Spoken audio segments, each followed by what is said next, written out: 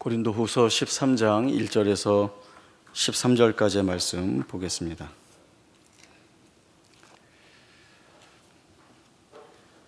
고린도후서 13장 1절에서 13절 끝절까지 제가 말씀을 읽겠습니다. 내가 이제 세 번째 너희에게 가리니 두세 증인의 입으로 말마다 확정하리라. 내가 이미 말하였거니와 지금 떠나 있으나 두 번째 대면하였을 때와 같이 전에 죄 지은 자들과 그 남은 모든 사람에게 미리 말하노니 내가 다시 가면 용서하지 아니하리라. 이는 그리스도께서 내 안에서 말씀하시는 증거를 너희가 구함이니 그는 너희에게 대하여 약하지 않고 도리어 너희 안에서 강하시니라. 그리스도께서 약하심으로 십자가에 못 박히셨으나 하나님의 능력으로 살아계시니 우리도 그 안에서 약하나 너희에게 대하여 하나님의 능력으로 그와 함께 살리라. 너희는 믿음 안에 있는가? 너희 자신을 시험하고 너희 자신을 확증하라. 예수 그리스도께서 너희 안에 계신 줄을 너희가 스스로 알지 못하느냐? 그렇지 않으면 너희는 버림받은 자니라. 우리가 버림받은 자 되지 아니한 것을 너희가 알기를 내가 바라고 우리가 하나님께서 너희로 악을 조금 더 행하지 않게 하시기를 구하노니 이는 우리가 옳은 자임을 나타내고자 함이 아니라 오직 우리는 버림받은 자 같을지라도 너희는 선을 행하게 하고자 함이라. 우리는 진리를 거슬러 아무것도 할 수 없고 오직 진리를 위할 뿐이니 우리가 약할 때 너희가 강한 것을 기뻐하고 또 이것을 위하여 구하니 곧 너희가 온전하게 되는 것이라. 그러므로 내가 떠나 있을 때 이렇게 쓰는 것은 대면할 때 주께서 너희를 넘어뜨리려 하지 않고 세우려 하여 내게 주신 그 권한을 따라 엄하지 않게 하려 함이라. 마지막으로 말하노니 형제들아 기뻐하라. 온전하게 되며 위로를 받으며 마음을 같이하며 평안할지어다. 또 사랑과 평강의 하나님이 너희와 함께 계시리라. 거룩하게 입맞춤으로 서로 문안하라. 모든 성도가 너희에게 문안하느니라. 주 예수 그리스도의 은혜와 하나님의 사랑과 성령의 교통하심이 너희 무리와 함께 있을지어다. 아멘. 마지막 절 축도를 했으니까 예배를 마쳐야 되는데 그건 아니니까 말씀을 좀 보도록 하겠습니다. 오늘 고린도후서 강해를 이제 마치게 됩니다. 또 총정리도 한번 해보고 또 교회를 향한 바울의 녹아있는 마음이 편지의 마지막에 곳곳에 녹아 들어가 있는데 그 내용 함께 살펴보도록 하겠습니다. 어느 교회든 그렇지만 고린도 교회에 하나님께서 큰 사랑과 은혜를 베푸셨습니다. 하나님의 말씀의 지식과 은사를 풍성히 부어주셨습니다. 이것은 하나님께서 그 교회에 맡겨주신 사명이나 책임이 무엇인지를 성도들이 살펴야 하고 또 그렇게 이끌어 가시는 하나님의 선하신 인도하심에 감사하며 그 일에 충성을 다해야 합니다. 그러나 고린도 전서부터 후서까지 쭉 말씀을 살펴왔지만 성도들은 그렇게 하지 못했습니다. 바울이 예수 안에서 권면하는 말씀을 거부하기도 하고 또 오히려 바울을 배척함으로 인하여서 교회가 교회답지 못한 부분들을 많이 보여주고 있었습니다. 고린도 교회가 가지고 있었던 여러 가지 어려운 문제들이 많이 있습니다. 그러나 그럼에도 불구하고 바울은 교회를 사랑하고 성도들을 사랑했습니다. 너희가 무식해서 알지 못한다 이런 이야기 하지 않고 너희 때문에 세상으로부터 교회가 욕을 먹는다 이런 말도 하지 않습니다. 예수의 마음을 가지고 품고 있고 또 성도들이 바울을 통하여 그 예수의 마음을 보고 예수가 가신 그 길에 동참하기를 권하고 있는 것입니다. 바울이 바라보고 있는 것이 있습니다. 제가 고린도 전후서 강의하면서 반복해서 몇 번이나 눈이 강조했던 점인데 고린도에 있는 하나님의 교회 또 거룩한 성도라 부름받는 이들 지금은 고린도 교회가 수없이 많은 아픔이면 아픔 또 갈등이면 갈등 상처면 상처 이러한 것들로 인하여서 교회답지 못한 모습을 보이기도 하고 또 성도끼리 많이 싸우기도 하고 또 어려움을 겪는 일들이 많이 있지만 그러나 결국 그 교회와 성도들을 작정하여 택하여 부르시고 이끌어 가시는 것은 하나님의 주권에 달려있는 일이기 때문에 분명히 하나님께서 이 고린도에 있는 교회를 하나님의 교회로, 또 그 교회 안에 있는 성도들을 거룩한 성도라 부름 받는 자들로 분명히 만들어 세우실 것임을 알고 있기에 그 소망과 믿음을 가지고 성도들을 훈계하고 또 가르치고 있는 것입니다. 물론 목표는 분명하지만 그 자리까지 가는 것은 쉽지 않습니다. 얽혀있는 문제들이 많이 있기도 하고 또 풀어내려면 또 그 가운데에서 있게 되는 갈등들로 인하여서 풀어내기가 영 만만치가 않습니다. 그러나 잘못된 것이 있을 때에 가르쳐주고 또 그 잘못을 고치지 않을 때에는 징계하고 질책하는 것으로 올바르게 인도하겠다라고 하는 마음도 바울로서는 굳건하게 가지고 있는 부분입니다. 오늘 본문에서 바울은 내가 세 번째 너희에게 간다 이렇게 이야기를 하고 있습니다. 한번 이제 마무리하는 자리니까 전체적인 내용으로 한번 돌아보면 이제 이 고린도 전후서 그리고 고린도 교회에 대한 내용들이 머리에 오랫동안 기억이 될 것 같습니다. 바울이 2차 전도 여행 중에 아덴에서부터 이 고린도로 내려오게 됩니다. 이것이 바울이 첫 번째 고린도에 도착한 때입니다. 고린도에서 1년 6개월 머물면서 말씀을 가르치고 복음을 믿고 모인 자들을 통하여 교회를 세우게 됩니다. 바울은 전도 여행 중이었으니까 이제 이 고린도를 떠나서 수리아 안디옥으로 돌아가게 되는데, 문제는 바울이 떠난 후에 고린도 교회 안으로 거짓 사도들 그리고 율법 교사들이 들어와서 복음을 훼손시켰습니다. 그러면 그동안 바울에게 말씀을 배운 성도들이니까 복음의 정당함이나 또 그 복음을 수호하는 입장에서 거짓된 것들을 거부하고 몰아내야 되는데, 오히려 동조함으로 인하여서 바울을 오해하고 그리고 바울을 배척하는 이러한 자리에 가게 되었습니다. 더군다나 바울이 없는 상황 속에서 고린도 교회는 여러 문제들로 인하여서 성도들 간에 많은 어려움이 있었습니다. 은사의 문제, 파벌의 문제, 간음의 문제, 소송의 문제, 그리고 우상 제물로 인한 여러 문제들이 이 교회를 혼란스럽게 만들었습니다. 그래서 고린도 교회에서는 일단 바울에게 이 질문을 합니다. 교회 안에 이런 여러 어려움들이 있는데 이런 일들을 어떻게 풀어야 합니까? 그래서 스데바나 보드나도 그리고 아가이고 이 세 사람을 바울에게 보냅니다. 어떤 말씀의 권면을 주실까 이렇게 이제 받아서 오게 되죠. 그런데도 이 고린도 교회가 고쳐지지 않습니다. 이 문제에 대한 편지를 써서 보낸 것이 바로 고린도 전서입니다. 전혀 바뀌지가 않습니다. 바울은 아무래도 내가 직접 가야겠다라고 하는 결정을 하고 고린도 교회를 찾아가게 됩니다. 그것이 이제 두 번째 방문한 겁니다. 바울은 사실 자신이 좀 있었던 것 같습니다. 내가 가서 말씀으로 잘 가르치고 또 경계하면 되겠다라고 했는데, 생각보다 성도들이 바울에게서 마음이 많이 떠났습니다. 오히려 바울의 사도권에 시비를 걸면서 너는 정당한 사도가 아니다라고 비판하면서 아주 거칠게 내몰았습니다. 그래서 사실 두 번째 방문했을 때에는 고린도 교회에서 쫓겨나게 된 거죠. 에베소로 돌아온 이 바울이 고린도후서 2장 4절에서 말씀하고 있듯이 내 마음에 큰 짐과 눌림이 있어서 눈물을 흘리면서 너희를 기억하며 편지를 썼다라고 이야기를 합니다. 그게 이제 일명 눈물로 쓴 편지라고 하는 편지인데, 그 편지는 지금 우리에게 전해지지 않지만 이렇게 온 마음을 다 넣어서 쓴 이 편지를 디도의 손에 들려서 교회로 보내게 됩니다. 보내고 나서 바울은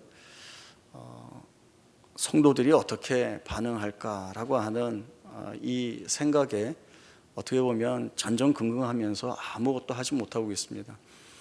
그때 마게도냐에 있었는데 복음을 전할 수 있는 길이 열렸지만 선뜻 나서지 못하고 있었던 것입니다. 그거는 이 고린도 교회에 대한 마음이 너무 컸기 때문에 아무것도 할 수 없었습니다. 그러던 중에 디도가 돌아와서 고린도 교회 소식을 전해주게 되는데 바울을 따르기로 했다, 이렇게 이제 결정을 한 겁니다. 교회 안에 있던 거짓 사도들과 또 그들을 따랐던 성도들을 치리하고 교회를 온전하게 회복하고 바울의 가르침을 쫓겠다, 이 결단, 이 결심, 결정이 있었다라고 하는 소식을 듣게 되니까 이 바울이 너무나 감사하고 기뻤죠. 그래서 이제 그 고린도 교회에 다시 편지를 써서 보내는데 그것이 이제 두 번째 편지인 고린도 후서입니다. 고린도 후서의 내용을 보면 바울이 받았던 오해에 대한 변증들을 풀어가고 있고, 그 변증의 내용들을 보면 내가 오히려 너희에게 구할 것이 많이 있었지만 나는 너희를 생각해서 그렇게 하지 않았다라고 하는 이야기도 하고 있고, 또 세상의 자랑거리로 치면 나도 누구 못지않게 많은 자랑거리를 가지고 있는 사람이지만 이 자랑이 복음을 위하여, 주를 위하여 쓰일 수 없는 것이기에 내가 배설물같이 여겼다. 우리의 진정한 자랑은 예수에게 있다, 복음에 있다라고 하는 비교적 순한 가르침으로 그 내용들을 전하고 있습니다. 그런데 이제 오늘 말씀 본문에 보면 내가 이번에 가면 너희 세 번째인데 내가 너희에게 갔을 때 이러이러한 상황이면 내가 가만히 있지 않겠다, 이런 이야기를 하고 있습니다. 그 말이 뭔가 하면 내가 두 번째 갔을 때 너희 가운데 죄 지었던 그 사람들이 여전히 너희 가운데 있다고 한다면 나는 그들을 용서할 수 없다, 이렇게 얘기하고 있습니다.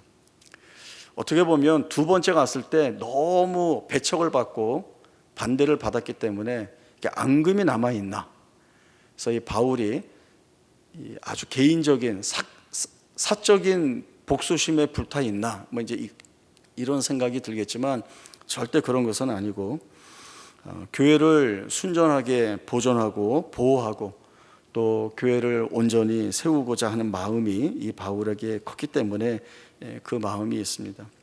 바울은 이러한 모든 일들이 하나님의 뜻에 합당한 교회와 성도로부터 부름받고 있다는 것을, 인도받고 있다는 것을 너희가 깨달아야 한다, 이 사실을 너희가 분명하게 알아야 한다 가르치고 있습니다.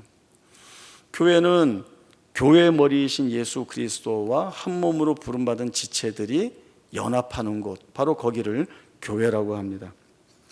연합하는 곳입니다. 연합하는 목표는 그리스도의 장성한 분량이 충만한 데까지 자라게 가게 하기 위함이죠. 연합이라고 하는 것은 두 가지 이상의 사물이 서로 합동하여 하나의 조직체를 구성하는 겁니다. 두 가지 이상의 것이 하나가 되어야 하니까 어렵습니다.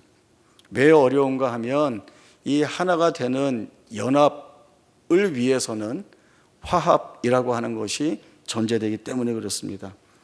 화평하게 합쳐져야 하는 겁니다.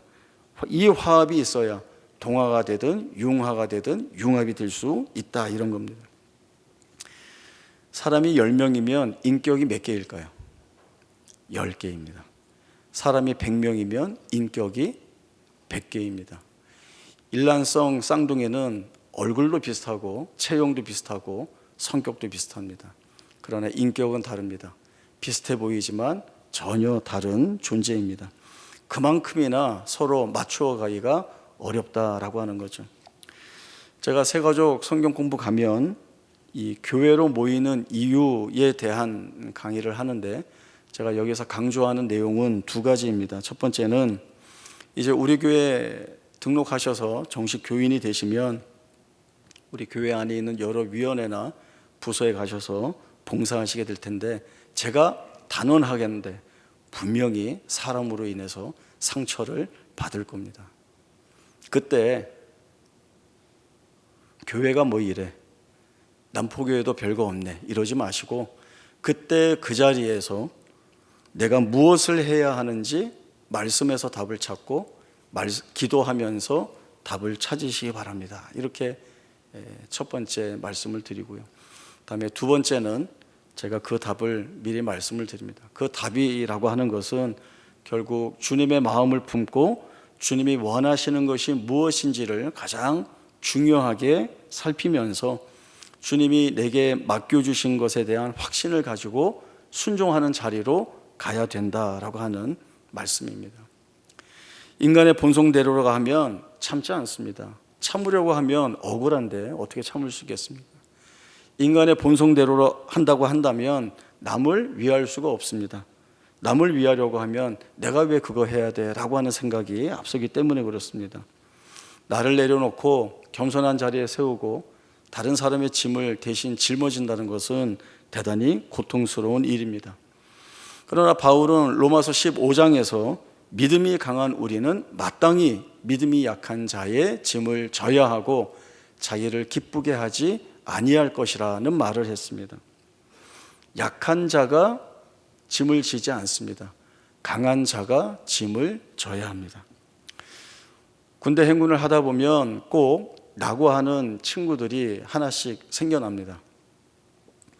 그러면 정말 이 두 다리가 풀려서 절대 혼자 일어나서 걸어갈 수가 없습니다. 왜냐하면 거의 28km에서 30km 하는 완전군장을 하고 또 혁대 옆에 방독면 또 수통도 차야 되고 그리고 M16 소총도 메고 가야 하니까 대단히 힘듭니다.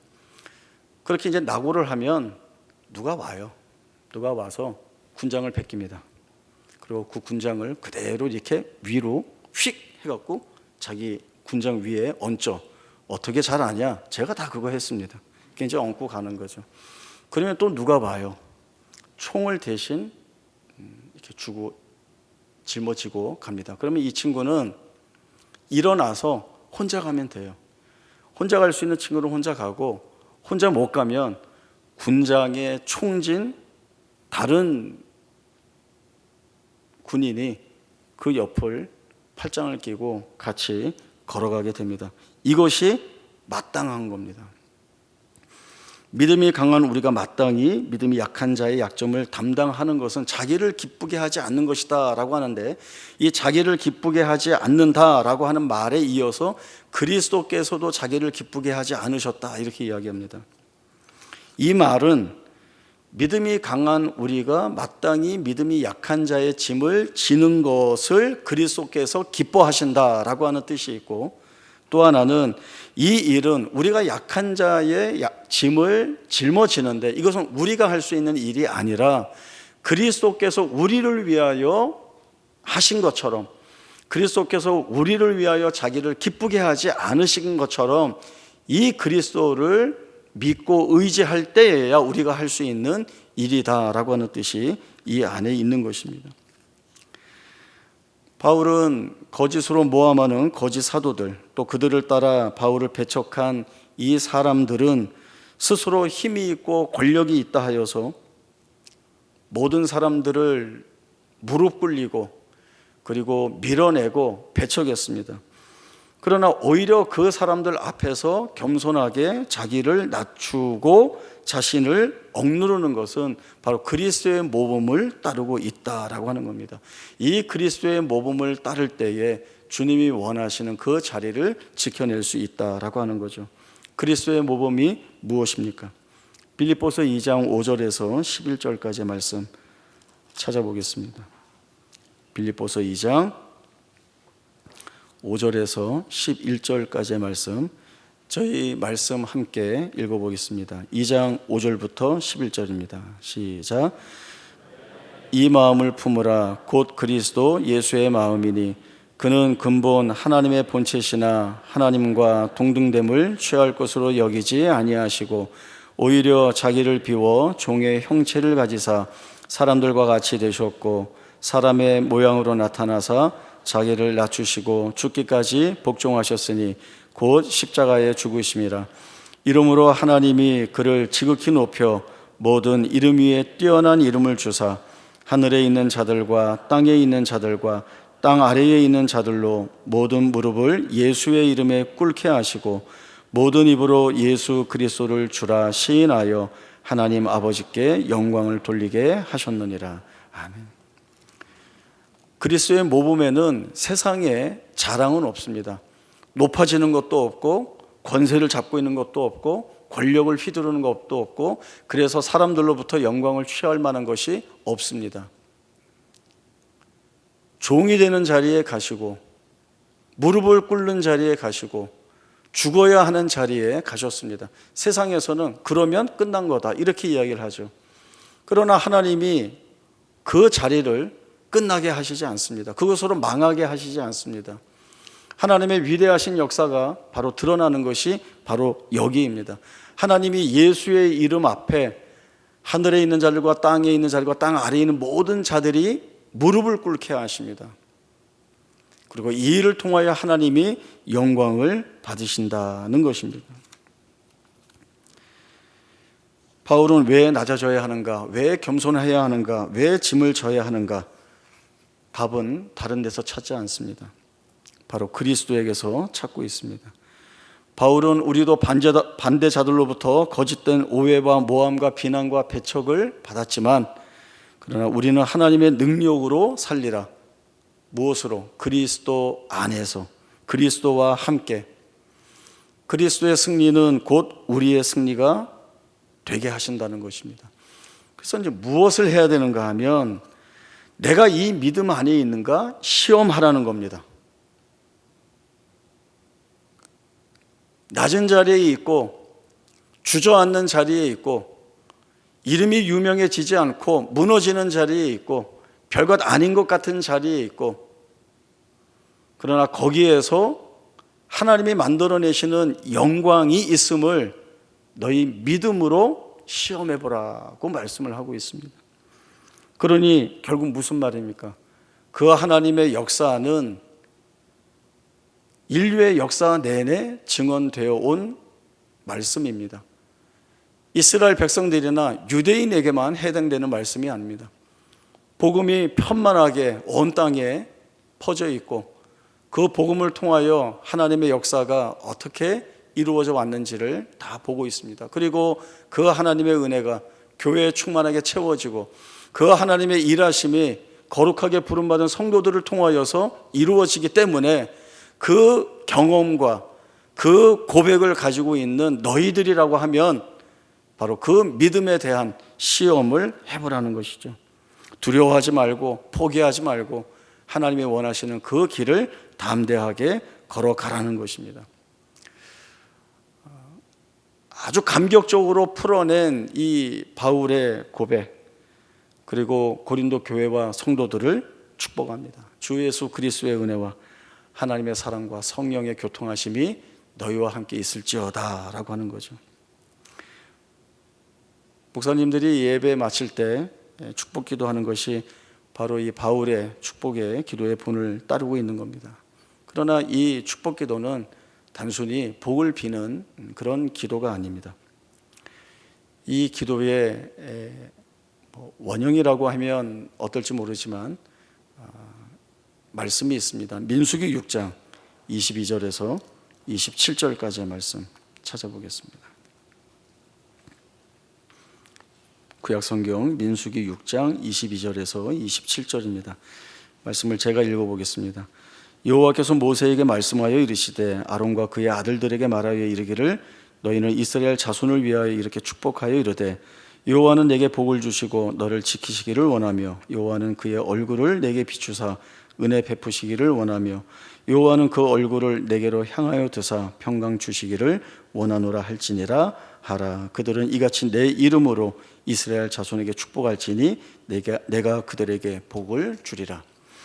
자, 이게 보시면 하나님께서 모세에게 말씀을 주시고 있습니다. 아론과 그의 아들들에게 말하여 이르기를, 이것은 제사장들에게 주는 명령입니다. 그 제사장들에게 하나님이 뭐라고 말씀하시는가 하면 너희는 이스라엘 자손을 위하여 이렇게 축복하라 라고 하는 겁니다. 이렇게 축복하라. 저희 24절부터 26절까지 말씀은 다 같이 다시 한번 읽어보겠습니다. 24절부터 26절입니다. 시작. 여호와는 내게 복을 주시고 너를 지키시기를 원하며 여호와는 그의 얼굴을 내게 비추사 은혜 베푸시기를 원하며 여호와는 그 얼굴을 내게로 향하여 드사 평강 주시기를 원하노라 할지니라 하라. 어떤 마음이 느껴지십니까?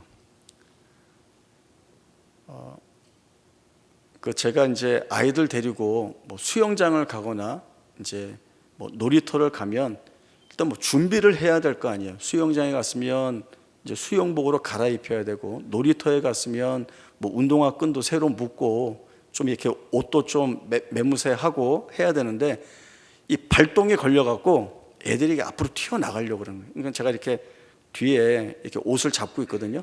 근데도 애들은 이렇게 앞으로 쏠려갖고 막 달려나가려고 그래요. 너무 하고 싶어서.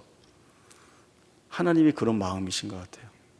하나님이 내 백성에게 복을 주고 싶으셔서 어찌할 바를 몰라 하시는 이 말씀을 읽을 때마다 그런 하나님의 마음이 느껴집니다. 하나님이 복을 주시고, 그리고 우리가 그 복을 누리며 평강하기를 원하고 계신다는 것입니다. 이것은 세상이 주는 것이 아니라 하나님으로 인하여 하나님 안에서 하나님에게서 받아 누릴 복이라는 겁니다. 고린도 교회와 성도들을 향한 바울의 마음, 결국 주의 마음이 어떠한지를 저희들이 볼 수 있습니다.